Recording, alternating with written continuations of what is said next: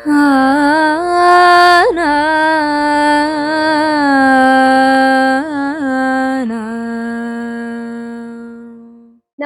Guruvayur devotees ഓൺലൈനിലേക്ക് ഒരിക്കൽ കൂടി എല്ലാവർക്കും സ്വാഗതം. സവിതയാണ് കേട്ടോ. ശ്രീകൃഷ്ണ ഗോവിന്ദ ഹരേ മുരാരേ ഹേ നാഥ നാരായണ വാസുദേവ. ശ്രീകൃഷ്ണ ഗോവിന്ദ ഹരേ മുരാരേ ഹേ നാഥ നാരായണ വാസുദേവ. ശ്രീ ഗുരുവായൂരപ്പ ശരണം ഹരേ. ഇന്നത്തെ സത്സംഗത്തിലേക്ക് എല്ലാവർക്കും ഒരിക്കൽ കൂടി സ്വാഗതം. ഇന്ന് വളരെയധികം ലേറ്റ് ആയിട്ടാണ് നമ്മൾ ഇന്ന് വീഡിയോ ചെയ്യുന്നത്. ഇന്ന് ദീപാരാധനയുടെ കൂടെയാണ് വീഡിയോ ചെയ്യുന്നത്. കാരണം ഇന്ന് വേറൊരു വീഡിയോ ഉണ്ടായിരുന്നു. ഇന്ന് വിഷ്ണുവിൻ്റെ പിറന്നാൾ ആഘോഷമായിരുന്നു. അപ്പോൾ ആ വീഡിയോ നാളെ അപ്ലോഡ് ചെയ്യുന്നതാണ് കേട്ടോ. എല്ലാവരും കാണാൻ മറക്കരുത്. അപ്പോൾ ഇന്നലത്തെ ഗുരുവായൂരപ്പൻ്റെ ഉച്ചപൂജയുടെ അലങ്കാരം ഇന്നലെ ഗുരുവായൂരപ്പൻ വേണുഗാനം ചെയ്യുന്ന ഉണ്ണികൃഷ്ണനായിട്ടായിരുന്നു ഉണ്ടായിരുന്നത്. വൃന്ദാവനം വിട്ടതിന് ശേഷം ശ്രീ ഗുരുവായൂരപ്പൻ പിന്നെ അദ്ദേഹത്തിൻ്റെ ആ ഒരു വേണുഗാനം നടത്തിയത് ശ്രീ ഗുരുവായൂർ വന്നതിന് ശേഷമാണ് എന്നാണ് ആചാര്യൻ അനുസ്മരിച്ച് കേൾക്കാനുള്ളത്. അപ്പോൾ അങ്ങനെ നോക്കുകയാണെങ്കിൽ ഇന്നലെ മുരളീധരനായിട്ട് നിൽക്കുന്ന ആ ഒരു ഉണ്ണികൃഷ്ണനെ മനസ്സിൽ വിചാരിച്ചുകൊണ്ട് നമുക്ക് ഇന്നത്തെ സത്സംഗത്തിലെ ആദ്യത്തെ ചോദ്യം നോക്കാം. സത്സംഗത്തിലേക്ക് മിക്സ് വേൾഡ് എന്നാണ് കാണുന്നത്. പേരെന്താണെന്ന് അറിയില്ല. മഞ്ചാടിക്കൊരു ഗുരുവായൂരപ്പൻ എന്തിനാണ് സമർപ്പിക്കണമെന്ന് ചോദിച്ചിട്ടുണ്ട് കേട്ടോ. അത് ഭക്തന്റെ ഇഷ്ടമാണ്. മഞ്ചാടി എന്തിനാണ് സമർപ്പിക്കുന്നത് എന്നുള്ളത്. നിങ്ങൾ എന്ത് പ്രാർത്ഥനയാണ് ഗുരുവായൂരപ്പന് മുമ്പിൽ ചെയ്തിരിക്കുന്നത് എനിക്കറിയില്ലല്ലോ. നമ്മളൊരു ഗൃഹത്തിലേക്ക് പോവുകയാണെങ്കിൽ ചെറിയ കുട്ടികളുണ്ടെങ്കിൽ അവർക്ക് എന്തെങ്കിലും കളിപ്പാട്ടം മേടിച്ചു കൊണ്ടു കൊടുക്കാറുണ്ട് അല്ലേ, ആ കുട്ടിയുടെ സന്തോഷത്തിനായിട്ട്. അതേമാതിരി ഗുരുവായൂരപ്പൻ്റെ പ്രിയപ്പെട്ട ഒരു കളിപ്പാട്ടം തന്നെയാണ് മഞ്ചാടി എന്ന് പറയുന്നത്. അതുകൊണ്ട് മഞ്ചാടി ആയാലും കുന്നിക്കുരു ആണെങ്കിലും അപ്പം നിങ്ങൾ മഞ്ചാടിയും കുന്നിക്കുരുവും ഒക്കെ ഗുരുവായൂരപ്പന് സമർപ്പിക്കുന്നത് സ്നേഹപൂർവ്വം കൊണ്ടുപോയി സമർപ്പിച്ചോളൂ, ഭക്തിപൂർവ്വം കൊണ്ടുപോയി സമർപ്പിച്ചോളൂ. എന്ത് കാര്യത്തിനാണെന്നുള്ളത് ഭക്തൻ തീരുമാനിക്കുന്ന പോലെ കേട്ടോ. അത്രേ ഉള്ളൂ. അടുത്ത ചോദ്യം. ഇന്നത്തെ ചോദ്യങ്ങളൊക്കെ തുടങ്ങുന്നതിന് മുമ്പ് നമുക്ക് ദീപാരാധന എന്ന് കണ്ടാലോ. വേഗം ദീപാരാധന കണ്ടിട്ട് വരാം. ഈ സമയത്ത് നമ്മൾ തുടക്കത്തിൽ അങ്ങനെയായിരുന്നു അല്ലെ, ഇടയ്ക്ക് വന്ന് ഞാൻ 1 or 2 ചോദ്യത്തിന് ഉത്തരം പറഞ്ഞ് ദീപാരാധന കണ്ടിട്ട് വീണ്ടും വരാറില്ലേ പതിവ്. ആ പഴയ കാലം ഒന്ന് അനുസ്മരിക്കാൻ പാകത്തിന് വേഗം പോയിട്ട് ദീപാരാധന കണ്ടിട്ട് വരൂ കേട്ടോ. എന്നിട്ട് ബാക്കിയുള്ളത് പറയാം.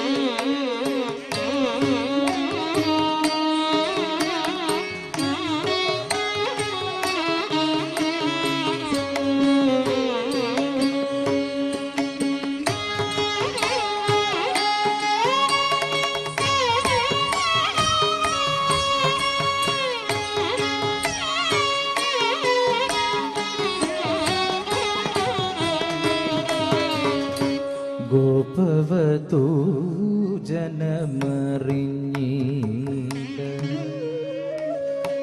ഗോകുലം പോലും അറിഞ്ഞീട. ഗോപവതൂ ജനമറിഞ്ഞീട ഗോകുലം പോലും അറിഞ്ഞീട. രാസവിലാസ നർത്തനമാടും രാധാകാമുകനെ വിടേപ്പോ. രാസവിലാസ നർത്തനമാടും രാധാകാമുകനെ വിടേപ്പോ.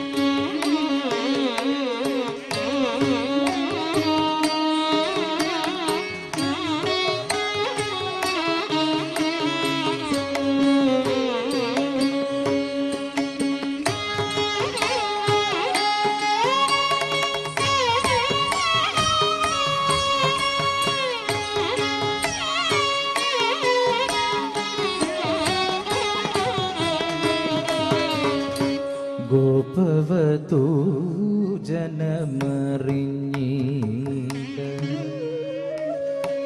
ഗോകുലം പോലും അറിഞ്ഞീല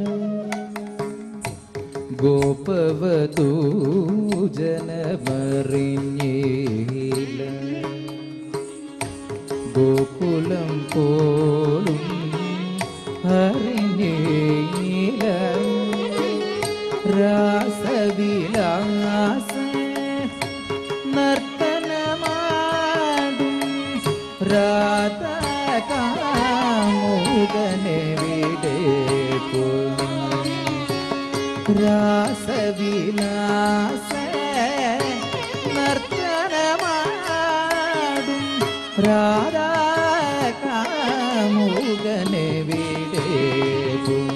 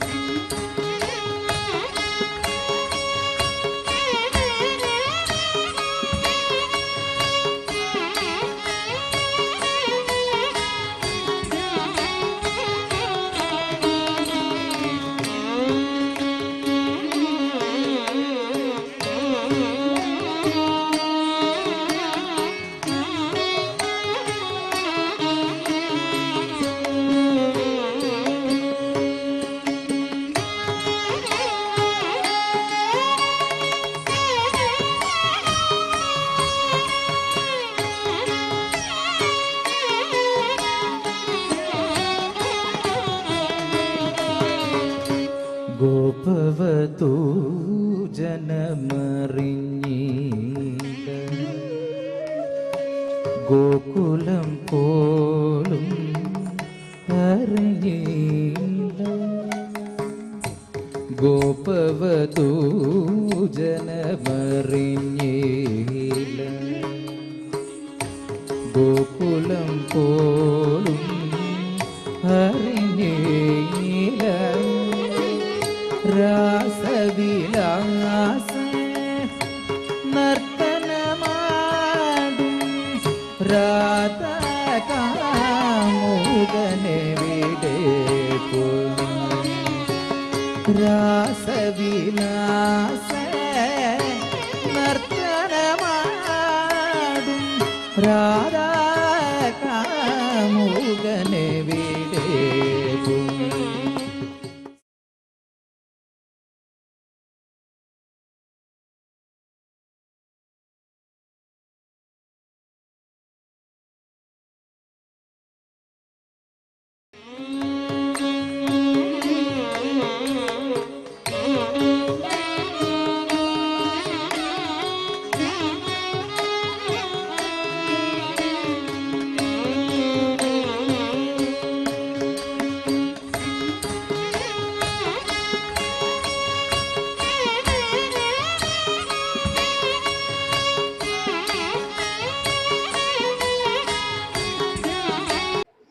ഗിരിജ ശിവദാസ് എന്നൊരു ഭക്ത ചോദിച്ചിട്ടുണ്ട് സീനിയർ സിറ്റിസന്റെ ക്യൂ സംവിധാനത്തിന്റെ സമയം എപ്പോഴാണെന്ന്. ഇതേ ചോദ്യം വാട്സാപ്പിൽ എന്നോട് ഒരു ചേച്ചി ചോദിച്ചിരുന്നു. പക്ഷെ അത് ഏത് ചേച്ചിയാണ് ചോദിച്ചതെന്നുള്ളത് ഞാൻ മറന്നുപോയി. കുറേ സെർച്ച് ചെയ്തിട്ട് എനിക്ക് കണ്ടുപിടിക്കാൻ പറ്റിയിട്ടില്ല.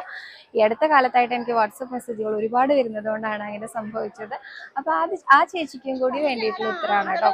രാവിലെ 4:30 മുതൽ 7:30 വരെയും വൈകുന്നേരം 4:30 മുതൽ 6 മണി വരെയുമാണ് സീനിയർ സിറ്റിസൺ ക്യൂ സംവിധാനത്തിന്റെ സമയം.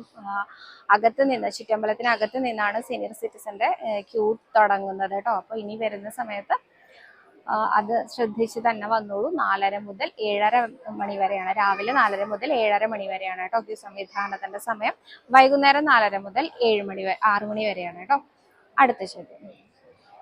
ഇന്ന് കുറെ ചോദ്യങ്ങളുണ്ട്, കുറെ ഉത്തരങ്ങളുണ്ട്. പക്ഷെ ആകെ ഒരു തിരക്ക് ബഹളം. മൈക്ക് ഓഫ് ആവുമോ എന്നുള്ളൊരു പേടി. കാരണം മൈക്കിന്റെ ചാർജ് കുറവാണ്.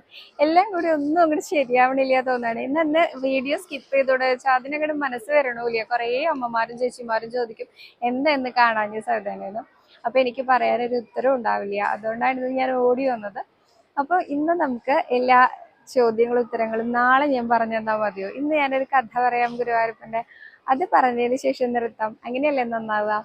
ശ്രീ ഗുരുവായൂരപ്പന്റെ കളഭത്തിനെ കുറിച്ചുള്ള കഥയാണ് കേട്ടോ ഇന്ന് പറയുന്നത്. ഗുരുവായൂരപ്പന്റെ കളഭം വളരെ പ്രശസ്തമായ കളഭമാണ്. നിങ്ങൾക്കൊക്കെ അറിയാം. അതിന്റെ മണം, അതിന്റെ ആ ഒരു നിറം, മണം ഒക്കെ എല്ലാവരെയും ഒരുപാട് അട്രാക്ട് ചെയ്യിക്കുന്നത് തന്നെയാണല്ലേ. കുബ്ജയുടെ കഥ കേട്ടിട്ടുണ്ടോ നിങ്ങൾ? കളഭത്തിന്റെ കഥ. കുബ്ജയുടെ കഥ എന്താന്ന് വെച്ചാൽ, കംസ മഹാരാജാവിന് കളഭം ഉണ്ടാക്കുന്ന സ്ത്രീയായിരുന്നു കുബ്ജ. കൂനുള്ള സ്ത്രീ ആയിരുന്നു കേട്ടോ കുബ്ജ.